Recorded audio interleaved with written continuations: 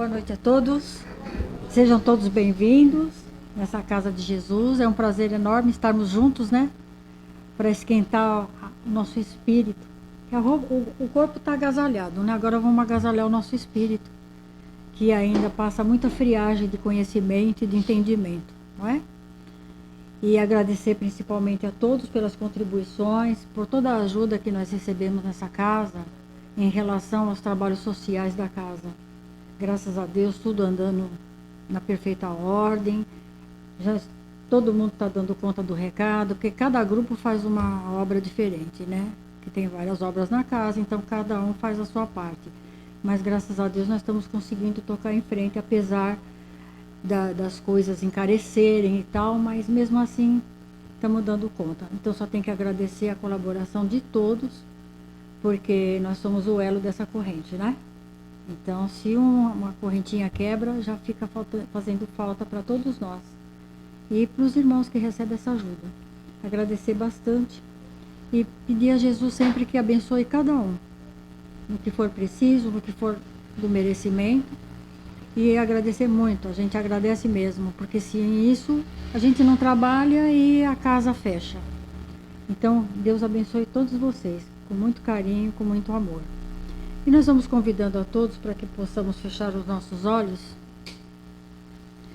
Nesse momento, vamos relaxando na nossa cadeira, vamos relaxando nossos braços, nossos ombros, relaxando a nossa mente, o nosso coração. Vamos tranquilizando todo o nosso ser, para que possamos receber o melhor nesse momento. Estarmos abertos para receber todo o amparo, todo o auxílio.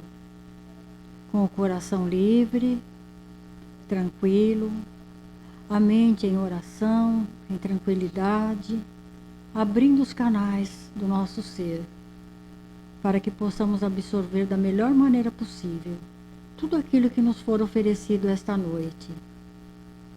E podermos também distribuir para aqueles que fazem parte da nossa vida. Mais uma vez agradecemos a Deus nosso Pai por esse momento maravilhoso, por essa oportunidade bendita de refazimento, de renovar nossas energias, nossas forças através desse encontro. Agradecer ao Mestre amado Jesus por nos oferecer esse banquete espiritual, onde alimentamos o nosso espírito, o nosso ser, para que possamos caminhar com mais tranquilidade por esse planeta de provas e expiações. Agradecer aos mentores desta casa, toda a equipe espiritual responsável por esta casa, que desde as primeiras horas da madrugada já preparam todo o ambiente, já visitam os trabalhadores da casa para saber como estão, e trazendo força e coragem para seguir adiante, mesmo passando por tropeços e adversidades. Agradecendo ao nosso anjo guardião, ao nosso mentor amigo, que está sempre nos conduzindo, segurando em nossas mãos, para que não desanimemos na caminhada e que possamos estar sempre guiados pelo amor do Cristo. E agradecendo a todos os bons espíritos que nos assistem, pois nunca estamos sós, nunca. Aquilo que não recebemos nos nossos pedidos, nas nossas orações, é porque não é o momento, não é o merecimento, ou porque precisamos passar por aquela situação. E aquilo que for merecido, que for o momento, chega até nós. Mas só Deus sabe o momento certo, a hora certa. É tudo no tempo de Deus e não no nosso. E nos cabe somente agradecer cada momento que chegar, mesmo que não seja do nosso agrado, mas é da nossa necessidade.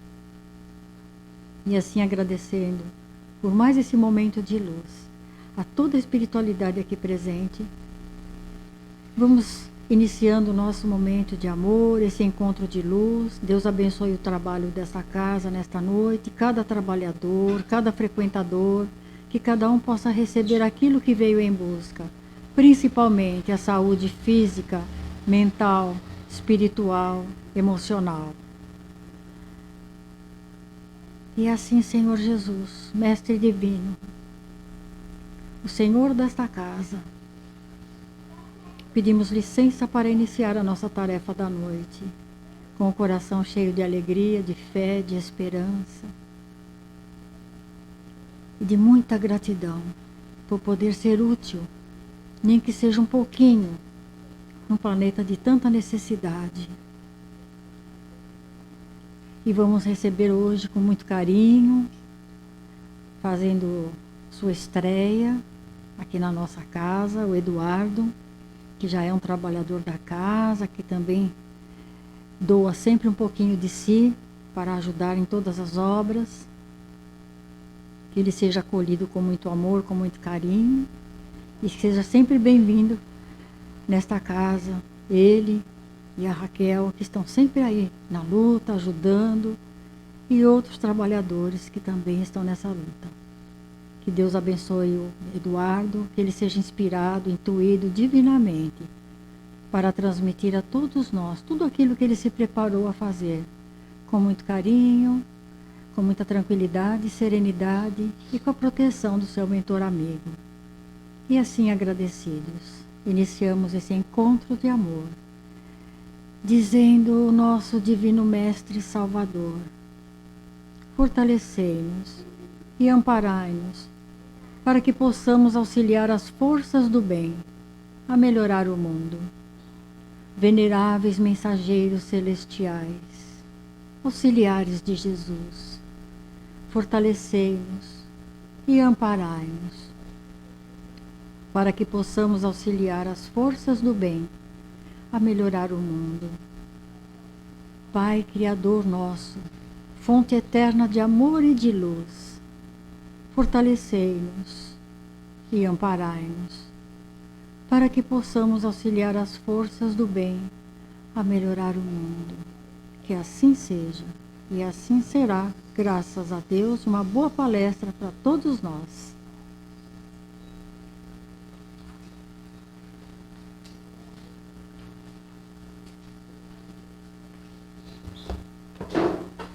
Boa noite a todos. Em primeiro lugar, eu gostaria de agradecer a todos os presentes, encarnados e desencarnados, e a essa casa que me acolheu, que me ensinou muito da doutrina, aos amigos que eu fiz aqui. E é sempre muito gratificante a gente poder falar. E eu vim falar, não vim ensinar nada, porque como todos aqui somos aprendizes. Poder falar de Jesus, poder falar do seu Evangelho. E para começar a falar do Evangelho, de onde vem essa palavra Evangelho? O Evangelho é uma palavra que vem do grego, de euangelion, que significa boa nova. E essa palavra, apesar dela ter sido incorporada na religião, ela na verdade ela tem uma origem militar, é um jargão militar. Aqueles povos gregos de antigamente, a Grécia eram cidades-estado, Atenas, Troia, Esparta. Quando eles iam para as batalhas e eles venciam as batalhas, eles retornavam um mensageiro com o euangelion, a boa nova de que eles tinham sido vitoriosos. Bom, não sei como é que eles faziam quando eles perdiam. Alguma outra coisa eles falavam, né? Então eu vou começar, antes de entrar propriamente no tema do dia, que é não se pode servir a Deus e a Mamon. Mamon é a riqueza. Eu vou começar falando um pouco da Bíblia, porque a Bíblia é de onde veio o Evangelho, né? E é uma história de 1500 anos. Eu vou tentar resumir aqui em alguns minutinhos. Então a Bíblia ela é dividida em duas partes, o Velho Testamento e o Novo Testamento. O Velho Testamento nada mais é do que a Tanar, que é o livro sagrado dos judeus. E essa Tanar é um acrônimo que significa Torá, profetas e escritos ou escrituras. E quando a Torá ela é dividida em 5 livros, a Gênese, o Êxodo, Levíticos, Números e Deuteronômio. que é Deuteronômio, que é conhecido como a segunda lei. E do primeiro livro, a Gênese, até o último livro do Novo Testamento, que é o Apocalipse, se passaram 1500 anos até toda essa informação ser reunida. E na Tanakh já surgiu o que talvez tenha sido o primeiro movimento protestante que ocorreu na nossa história, que foram os samaritanos. Os samaritanos, eles aceitaram a Torá, mas depois as outras partes da Tanakh, que eram os profetas e os escritos, eles não aceitaram. Então eles já tinham naquele tempo aquela briga com os fariseus e tal. Bom, aí veio Jesus. Eu ainda vou falar uma coisinha a mais da Tanakh, que essa tem a ver com o tema de hoje, que é Jó. Na última parte da Tanakh, que são nos escritos, tem o livro de Jó. E Jó era um gentil. O gentil era todo aquele que não era judeu. O judeu chamava de gentil todo que não era judeu. Em especial romanos, gregos, mas também etíopes, egípcios. E Jó, ele passou por duras provas. Ele era muito rico. Ele tinha não sei quantas mil ovelhas, tinha uma riqueza enorme. E ele perdeu tudo. Aí ele teve lepra em seguida, mas mesmo assim ele não perdeu a fé em Deus. Ele continuou acreditando, continuou louvando a Deus. Aí veio Jesus. Aí Jesus trouxe toda a sua palavra e dos ensinamentos de Jesus, não só dos ensinamentos, da biografia de Jesus também, se originou o quê? O Evangelho. E o Evangelho também se divide em duas partes. Os evangelhos canônicos, que são Marcos, Mateus, Lucas e João, que são os evangelhos que foram incorporados à Bíblia. Inclusive, cada um deles tem suas características. Você tem os evangelhos de Marcos, Mateus e Lucas, são conhecidos por sinóticos, porque eles dizem, com poucas diferenças, mais ou menos a mesma coisa. E o evangelho de João é um pouco diferente, porque João, ele foi mais íntimo de Jesus. Além de ter sido os primeiros apóstolos, João foi mais íntimo. Então, tem coisas que só João tomou conhecimento.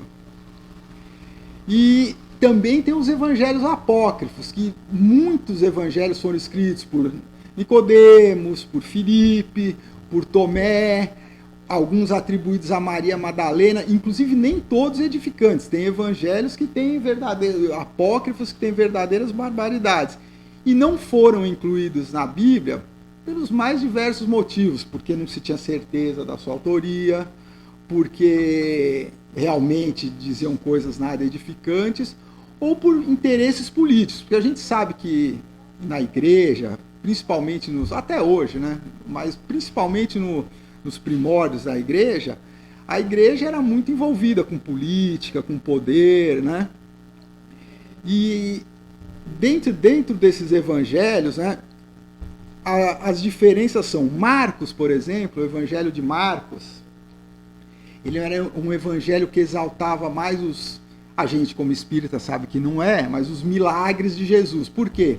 Porque Marcos escreveu seu evangelho principalmente para os gentios. Então, para os gentios, pouco importava as profecias dos judeus. Já Mateus era bastante instruído, e Mateus escreveu seu evangelho para os judeus. Então Mateus precisava dar ênfase naquela história de que Jesus era mesmo Messias, que as profecias estavam se cumprindo.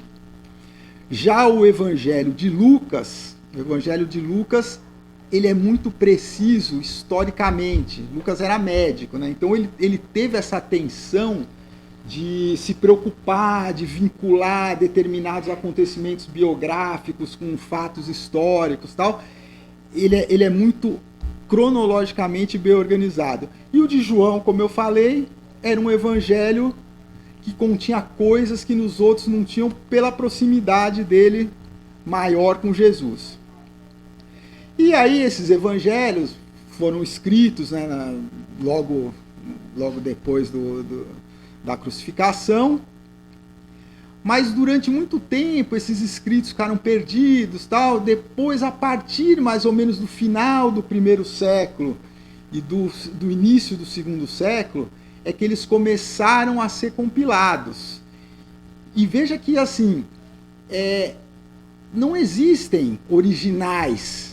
Tudo do que foi compilado dos evangelhos já eram transcrições, traduções, mas esses primeiros evangelhos, essas primeiras compilações, que um pouquinho ali, já foram chamadas de cânons, e é daí que surgiu o termo canônico. E aí, inclusive o seguinte, esses evangelhos, depois, eles foram realmente compilados e foi criada uma Bíblia. Isso já foi lá para o fim do século V, século VI, porque no ano de mais ou menos 325, século IV, foi que houve o concílio de Nicéia. E foi nesse concílio, porque o cristianismo primitivo, ele começou a se dividir em várias seitas. Tinham seitas até também que distorceram completamente. Tinha uma seita, por exemplo, que o líder era um pastor chamado Carpócrates, os carpocracianos, que eles começaram a distorcer completamente o cristianismo, começaram a afirmar que o cristianismo, caminho para o reino dos céus, era o prazer. Outros, por exemplo, mas dentre todas essas seitas tiveram três principais. Uma delas foram os judeus cristãos. Os judeus cristãos, eles começaram a acreditar no Cristo, mas mantiveram todas as tradições judaicas. E essa corrente acabou desaparecendo. A segunda foram também das preponderantes foram os gnósticos, que começaram a fundir o cristianismo com a filosofia grega. Eles começaram a utilizar muitas das ideias de Platão, né, de Sócrates, porque Sócrates, Platão e Aristóteles foram um discípulo do outro, né? Platão foi discípulo de Sócrates e Aristóteles discípulo de Platão. Também esses gnósticos também acabaram se perdendo no tempo. E a principal corrente do cristianismo foram os paulinos, os discípulos de Paulo. Porque, sem dúvida nenhuma, Paulo foi o maior divulgador do cristianismo. Provavelmente, Paulo evangelizou muito mais gente do que todos os outros apóstolos juntos. Certamente. E Paulo, ele teve uma facilidade, por quê? Porque ele era cidadão romano. Então ele muitas vezes ele ia preso, mas era solto porque era cidadão romano, e ele tinha recursos. Tanto que de todas as correntes iniciais do cristianismo, o que se perpetuou foram os paulinos. E aí teve esse concílio de Nicéia, que acabou unificando o cristianismo, lógico que não livre de divergências. E mais para frente foram compiladas as primeiras Bíblias. E aí entra um personagem muito importante, que está muito presente na codificação espírita, Santo Agostinho. Santo Agostinho foi um biblista. E Santo Agostinho, também na sua juventude, ele era de uma família muito abastada. Se a gente fosse utilizar termos atuais, Santo Agostinho era um playboy. Ele foi estudar em Cartago, vivia em festas, em orgias, balada, né? Tudo que tinha direito, tudo que não prestava. Só que a mãe dele, Mônica, era uma cristã muito devota. E Santo Agostinho, no começo da vida dele, ele era maniqueísta.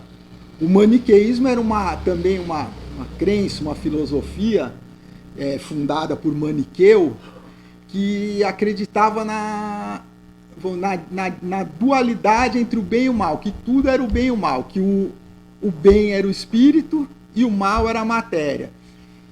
E ele ficou muito tempo envolvido tal. E aí entra nessa história também um outro personagem importante, São Jerônimo. São Jerônimo foi o primeiro a traduzir o Velho Testamento diretamente do hebraico para o latim. Porque os próprios apóstolos, a versão que eles utilizavam do Velho Testamento era chamada de Septuaginta, que era uma versão em grego, uma tradução para o grego. E Santo Agostinho começou a ter uma rixa. Ele era rival de São Jerônimo. Eles não eram inimigos, propriamente falando, mas eles eram rivais por quê? Porque o Santo Agostinho defendia essa Septuaginta como sendo mais pura, porque era uma tradução mais antiga, e ele alegava que a tradução do hebraico para o latim direto que São Jerônimo fez, ela estava contaminada. Por quê? Porque ele já utilizou textos em hebraicos mais recentes, e ele alegava que o quê? Que os fariseus, os escribas, os saduceus tinham alterado as escrituras sagradas para justamente eliminar evidências de que Jesus era o Messias. E essa tradução de São Jerônimo era chamada de Vulgata. E aí, nessa época, século V, século VI, final do século V, século VI, que surgiram realmente as primeiras Bíblias, tanto em grego quanto em latim. Mas até o final do século XV, o início do século XVI, com a Reforma Protestante, o acesso à Bíblia era exclusivo do clero. Ninguém tinha acesso, uma pessoa comum não tinha acesso à Bíblia. Foi só Martim Lutero, que foi o primeiro a traduzir a Bíblia, ele traduziu para o alemão, que possibilitou o acesso à Bíblia ao cidadão em geral. E aí chegamos na parte mais importante. Vários séculos depois ainda, aí veio Kardec, com o Evangelho segundo o Espiritismo. E Kardec, ele foi cirúrgico, porque até conforme aprendi com meu amigo Diego aqui, ele começou a escrever o Evangelho segundo o Espiritismo como uma coisa paralela. Mas, obviamente, ele estava inspirado pela espiritualidade, estava sendo intuído. E ele pensou ali, realmente, do Evangelho, o que realmente importa, que são o quê? Os ensinamentos morais. Então, inclusive o seguinte, o Evangelho segundo o Espiritismo, se a gente prestar atenção, 80% é o Sermão do Monte. O próprio Gandhi disse uma vez que se toda a literatura cristã fosse perdida e só restasse o Sermão do Monte, nada estaria perdido. O Evangelho segundo o Espiritismo é tão importante para a nossa doutrina que muitas casas espíritas que você vai, o tema de todas as palestras são capítulos do Evangelho. Não se fazem palestras com outros assuntos. Então, o Espiritismo sem Jesus não seria nada. O que seriam os fenômenos mediúnicos sem Jesus? Uma curiosidade, uma adivinhação, um misticismo? Então, é o seguinte, a gente quando entra na doutrina espírita, a gente precisa de seguir 4 passos na doutrina. Aprender, compreender, aceitar e praticar. Primeiro passo, aprender. O que é aprender? É adquirir a informação. É ler, é estudar, é adquirir a informação, porque a evolução moral e a evolução intelectual precisam andar paralelas. Compreender. Compreender até uma coisa que hoje em dia está meio complicada com a juventude, né? A nossa educação realmente anda muito deficiente, então hoje em dia os jovens muitas vezes têm dificuldade de interpretar um texto de um parágrafo.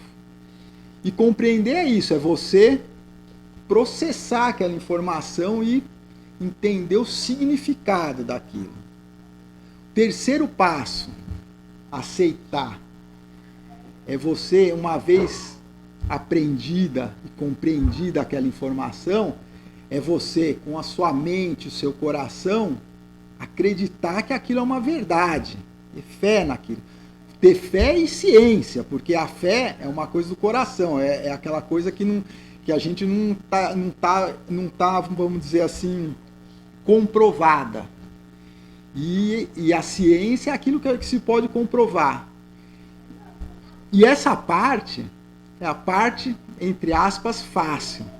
Porque a última parte, que até foi o tema da palestra da Maria José a semana passada, é praticar as mãos. Não só as mãos, na verdade, no sentido literal de praticar a doutrina, e as mãos no sentido metafórico do nosso comportamento.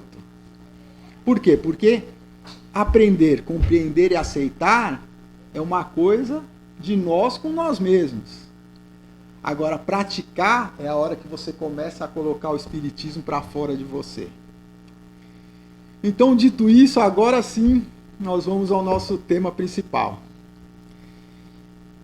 E eu vou começar com um trecho do Evangelho de Lucas, capítulo 16, versículo 13, que é o tema de hoje. Ninguém pode servir a dois senhores, porque ou odiará um e amará o outro, ou se afeiçoará a um e desprezará o outro. Não podeis servir ao mesmo tempo a Deus e a Mamon. Mamon significa riqueza. Mas a gente pode extrapolar isso não só para a riqueza, mas para todo o materialismo. Para busca do prazer incessante, para a cupidez, que é a cobiça, para a avareza, para o hedonismo. O hedonismo, o que é? O hedonismo é uma filosofia grega pré-socrática que pregava como sentido da vida a busca pelo prazer, o gozo.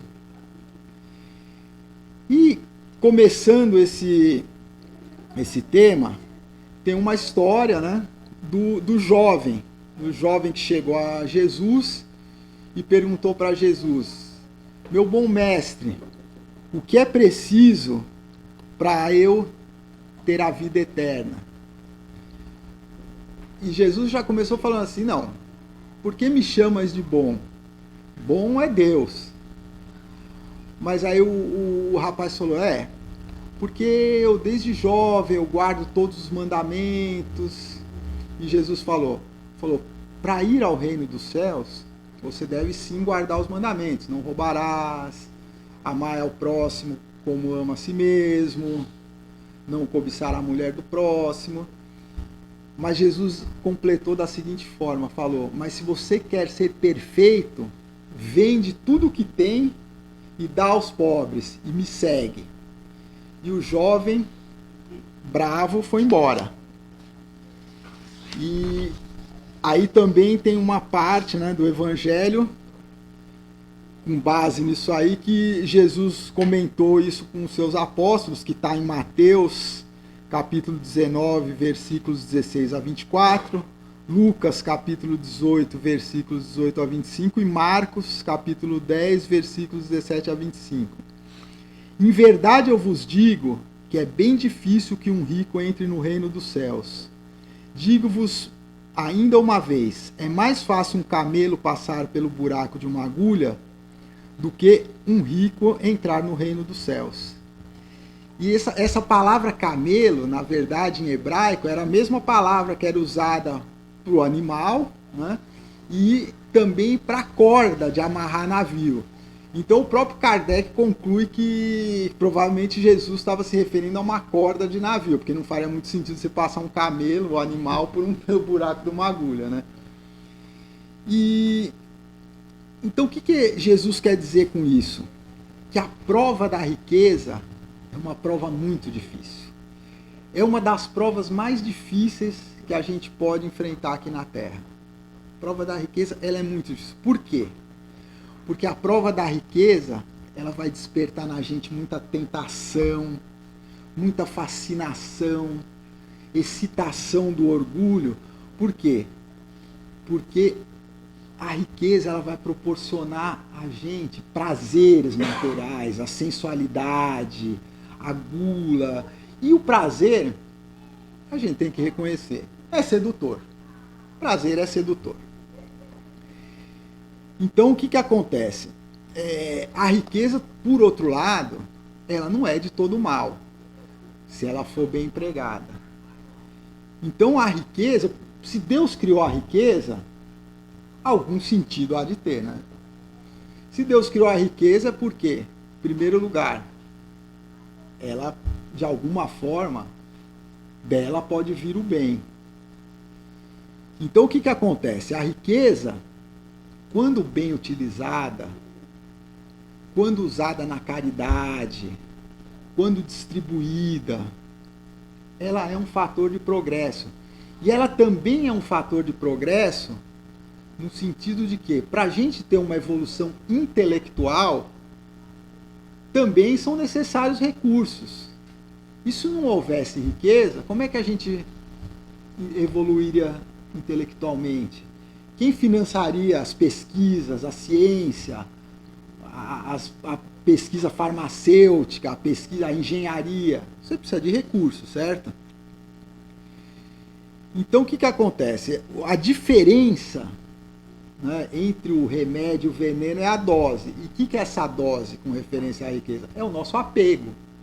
Então não é errado ter a riqueza. E também o seguinte, não é errado alguém ser pobre e alguém ser rico. Se a gente fosse pensar só nessa encarnação, a gente até poderia considerar injusto, né? Por que uns têm tanto, outros têm tão pouco? Mas se a gente considerar a multiplicidade das encarnações, Deus sabe o que faz. Então, essa riqueza, Deus vai passando de um espírito para o outro. Então, todo mundo vai, uma encarnação, passar pela prova da pobreza, outra encarnação pela prova da riqueza. Principalmente, se você, por exemplo, numa encarnação você abusar da riqueza, você pode ter certeza. Lei da ação e reação. Na outra você vai voltar pobre. Então o que acontece? A riqueza é uma coisa que não é nossa. A riqueza é um empréstimo de Deus. É uma coisa que... Porque da terra a gente não vai levar nada de material. O que a gente vai levar da terra são as nossas virtudes, o nosso conhecimento, a nossa evolução. A riqueza fica. Então o que acontece? A gente tem que saber dar o devido valor à riqueza. O que é dar o devido valor? É utilizar ela da melhor forma possível. E quando a gente fala das grandes riquezas, as grandes riquezas têm um papel mais importante ainda. Porque a grande riqueza, ela é que vai permitir grandes mudanças na sociedade. Os espíritos aqui no Evangelho segundo o Espiritismo, o que eles falam? Eles falam que é o seguinte, que na medida do possível, você não deve dar esmola, você deve dar salário. E esse é o papel das grandes riquezas, gerar emprego. Imagina o seguinte, se a riqueza fosse distribuída igualmente para todos, haveria progresso? Nenhum. E com o tempo, dado o devido tempo, essa riqueza ia se tornar desigual de novo. Porque as pessoas são diferentes. Nós aqui, cada um está num determinado estágio. A gente, apesar de estar muito próximo, alguns são mais inteligentes, outros são mais esforçados, inclusive alguns são mais previdentes, outros são mais pródigos, ou seja, esbanjam mais. O que ia acontecer? Ia se tornar desigual de novo. E é importante essa desigualdade. Porque se não houvesse a desigualdade, não haveria progresso. Então é o seguinte, agora eu vou contar uma outra história também. Que essa história também fala sobre riqueza. É do livro Ação e Reação, do André Luiz. E essa história é o seguinte, ela é a história de um homem chamado Antônio Olímpio. Antônio Olímpio, ele tinha 2 irmãos, chamados Leonel e Clarindo. E o pai deles era fazendeiro. E o pai dele desencarnou e deixou uma herança para os 3. Só que para ele não dividir a herança com os irmãos, o que ele fez um dia? Ele pegou os irmãos, chamou para um aperitivo e dopou o drink dos irmãos para os irmãos ficarem meio sonolentos e tal, e chamou os irmãos para pescar num lago da fazenda. E chegando no lago da fazenda, o que ele fez? Virou o barco de propósito, os irmãos já estavam meio dopados, se afogaram. E ele com isso, e ele também simulou que também estava se afogando, então ele conseguiu escapar da justiça dos homens. Só que, passando um tempo, ele desencarnou, aí ele ficou com a herança, gozou a herança, e a esposa dele, que se chamava Adélia, essa era uma pessoa já um espírito mais elevado, tinha um bom coração, e ele teve um filho chamado Luiz. Então a esposa dele, apesar de não ter feito nada, ela se sentia culpada por também ter gozado dessa riqueza. Mas aí tanto o Antônio Olímpio, algum tempo depois a Adélia desencarnaram, e Antônio Olímpio foi para as trevas, foi para o umbral. E os irmãos que já estavam esperando por ele, já estavam obsidiando ele encarnado, continuaram perseguindo, inclusive arregimentaram uma legião de irmãozinhos infelizes também, e todos esses também tinham sido escravizados pela riqueza e ficaram obsidiando lá nas trevas o Antônio Olímpio e também o filho dele, Luiz, encarnado ainda. O filho dele, Luiz, encarnado também, sofria uma obsessão terrível. Ele também era uma pessoa muito apegada à riqueza, aos bens materiais, queria forçar o fazendeiro vizinho a vender a fazenda para ele. E aí, uma bela hora, depois de 20 anos nas trevas, o Antônio Olímpio foi resgatado e foi levado para a Mansão Paz, que é um posto de socorro, num umbral, cujo administrador era chamado Druso, e ele tinha um braço direito que se chamava Silas. E era lá que o André Luiz e o amigo dele, o Hilário, estagiaram por 3 anos. Inclusive o Silas, que acabou orientando o André Luiz nesse estágio, também era uma pessoa que tinha dívidas por causa de cobiça, de riqueza, e estava já trabalhando no plano espiritual, já para reparar o mal que ele tinha feito. E aí o Antônio Olímpio foi acolhido, a esposa dele, a Adélia, também foi para lá para começar a planejar a reencarnação deles. E olha como é a lei do retorno. O que ia acontecer? O que estava planejado pela espiritualidade para essa família? O Antônio Olímpio iria reencarnar como bisneto dele mesmo, ou seja, filho do filho do filho dele.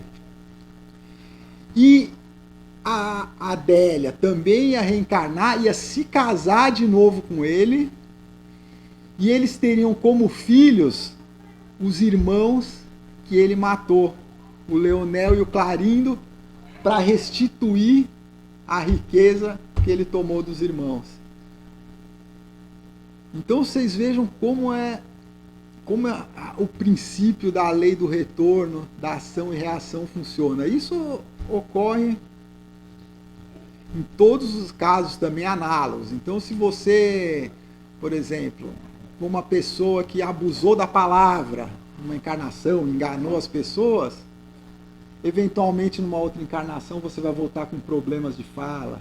Se você abusou da beleza, da vaidade, às vezes você reencarna como uma pessoa com defeito físico, Então agora eu vou também falar aqui um pouco mais sobre voltar para esse tema da riqueza. Deixa aqui.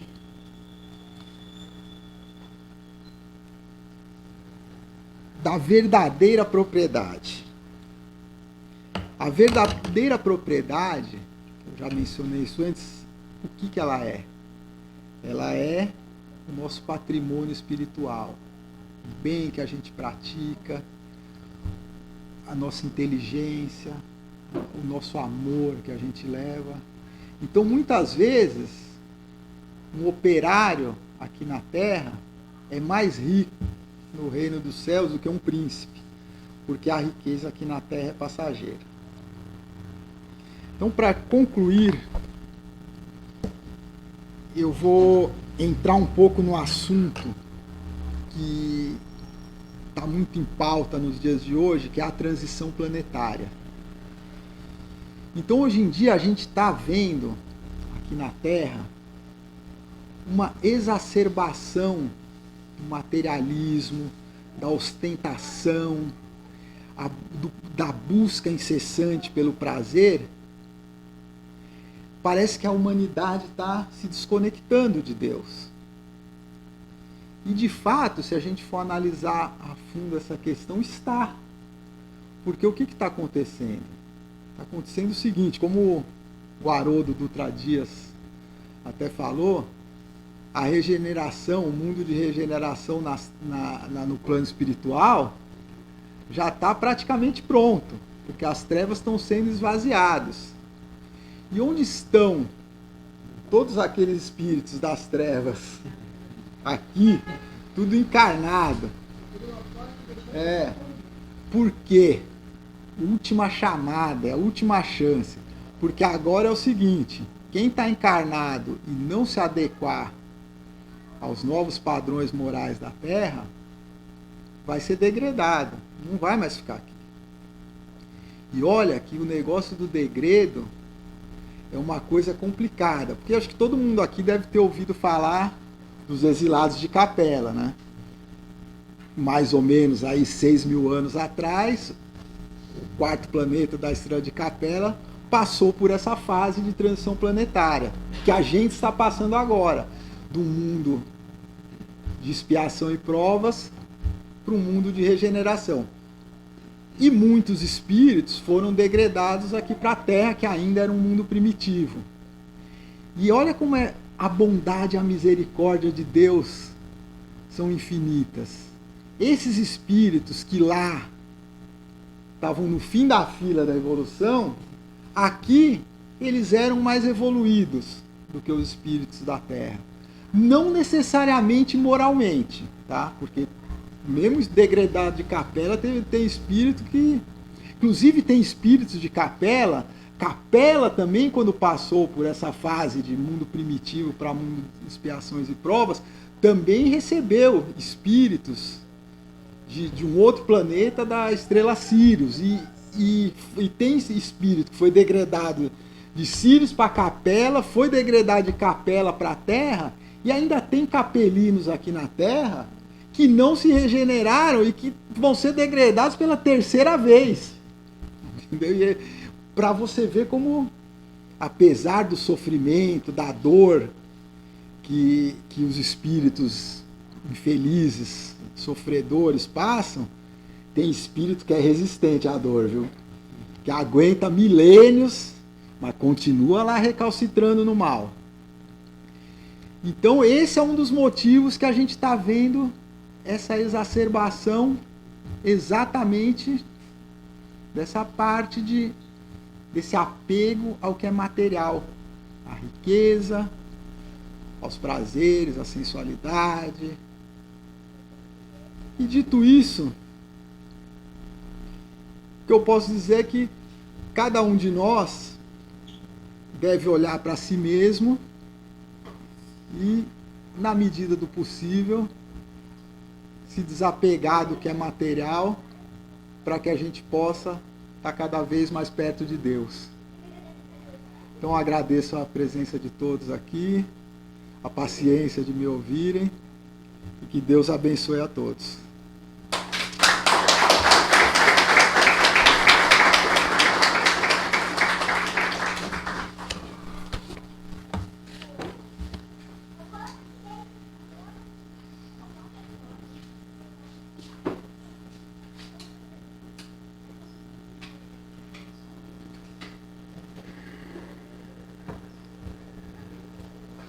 Vamos aqui então agradecendo ao nosso irmão Eduardo pela palestra, pelas palavras, as reflexões.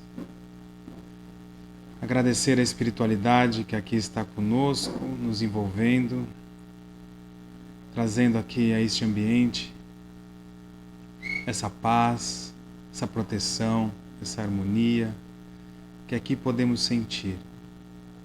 Agradecer ao nosso Pai amado, agradecer a Jesus, agradecer ao nosso mentor, esse amigo tão querido, que está aqui sempre ao nosso lado, a um pensamento de distância. Agradecer também a Deus pelas provas que recebemos, pelas expiações que são as oportunidades de remissão dos nossos erros. Agradecer aos bons espíritos que estão ao nosso lado, vibrando e nos inspirando, para que possamos passar por essas provas e expiações sem murmurar, com resignação e resiliência. Agradecer ainda ao nosso Mestre Jesus, que nos deu as ferramentas para passarmos por essas dificuldades e que está sempre ali iluminando o destino para que nós não nos esqueçamos do porquê estarmos passando por essas dificuldades. Sabemos da nossa imperfeição, mas Jesus deixou claro para nós a nossa destinação. Todos nós estaremos um dia com toda certeza em comunhão com o Pai. Estaremos também incumbidos de grandes tarefas e missões, mas para isso é necessário muito estudo e muito trabalho. É necessário forjar muitas vezes através da dor e, claro, com muito amor, esse espírito que um dia será um espírito puro, um espírito crístico. Enquanto isso ainda está muito distante, vamos todos fazer a nossa parte através do estudo, da prática do bem, sempre buscando os ensinamentos do Mestre, sempre buscando praticá-los. Meus irmãos, que possamos todos olhar para as nossas dificuldades de hoje, que possamos comparar com o que éramos no início desta encarnação, na nossa juventude e adolescência, e ver a bênção que é a experiência, a bênção que é passar pelas provas. Hoje temos toda a certeza de que muitos dos erros que cometemos naquele tempo, hoje não cometeríamos. E certamente essa experiência seguirá conosco em intuição para as próximas vidas. E assim, pouco a pouco, através das reencarnações, vamos deixar de errar como crianças e vamos crescer e nos tornarmos maduros como adultos. E podemos sempre contar com a misericórdia divina nos tropeços da vida. Podemos sempre ainda contar com os mentores e os espíritos de luz que nos ajudam a levantar. Que nós nos esforcemos todos os dias para ler e estudar essa doutrina maravilhosa, que é uma luz, realmente uma baliza nesse nosso caminho, nessa nossa jornada. E vamos ainda com o pensamento elevado que aqui estamos, o pensamento em Jesus, rogar a Deus, nosso Pai amado, que abençoe os nossos familiares, os nossos companheiros de jornada, esses amigos tão queridos que tanto nos ajudam, a quem entrelaçamos e criamos laços mais estreitos de amor e de carinho, e que Deus, em sua infinita misericórdia, nos dá a eternidade para compartilharmos esses momentos e esse amor. Que ainda que aqui estejamos separados de alguma forma por um plano, estamos encarnados ou desencarnados, o amor que nos une é eterno. E que certamente estaremos sempre juntos em pensamento, ainda que em matéria talvez estejamos separados. Vamos ainda pedir aos mentores desta casa que estejam sempre abençoando os trabalhadores e os frequentadores, que nós estejamos serenos, aqui aguardando o momento do passe, nos mantenhamos em silêncio entendendo que cada um de nós aqui passa pelas suas dificuldades, que a casa espírita é uma escola, é também um momento de hospital, onde precisamos do silêncio para recebermos a nossa medicação. E vamos aqui fazendo a prece que o nosso Mestre nos ensinou. Pai nosso que estais nos céus, santificado seja o vosso nome. Venha a nós o vosso reino, seja feita a vossa vontade, assim na terra como nos céus. O pão nosso de cada dia nos dai hoje. Perdoai as nossas dívidas, assim como nós perdoamos aos nossos devedores. E não nos deixeis cair em tentação, mas livrai-nos de todo mal. Assim seja, graças a Deus.